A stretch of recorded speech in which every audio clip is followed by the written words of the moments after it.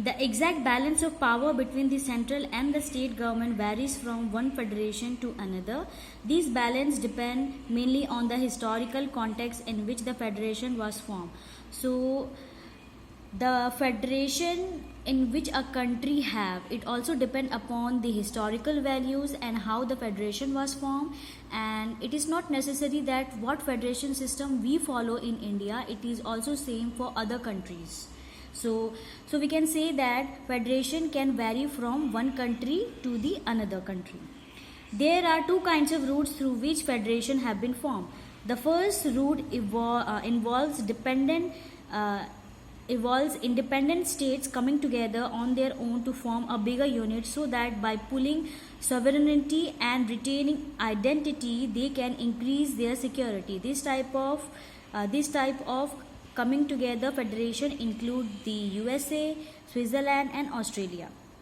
So the one part of federation is that in these type of federation, that is coming together federation, means the whole population come together and form a one single government, and they rule independently.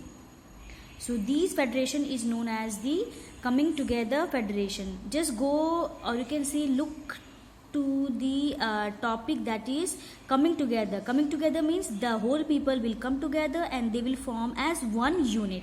So these federation is known as the coming together federation, and these type of federation are present in the country named as Switzerland, US and Australia.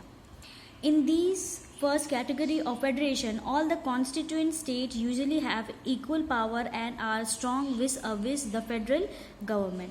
So the countries like USA, Switzerland and Australia, they have coming together federation, and in the coming together federation, all these states which are present in these countries, they have independent powers, or you can say equal powers, and they can rule independently.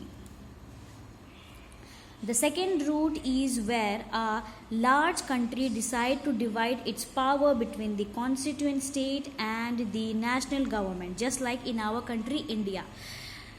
The meaning of this line is that the whole country will decide that the power will be divided into two or more division. Just like in our country we have central, state and local government. India, Spain and Belgium are example of this kind of holding together federation. Holding together, that means hold together. They will hold, though they are divided into different parts, but they will work at the order of the central government, and on the specific matters the state government will look after the rules and regulations separately. In this second category, the central government tend to be more powerful vis-a-vis the state. So in the holding together federation, central government will have the more power as compared to the state government. Very often, different constituent unit of the federation have unequal powers.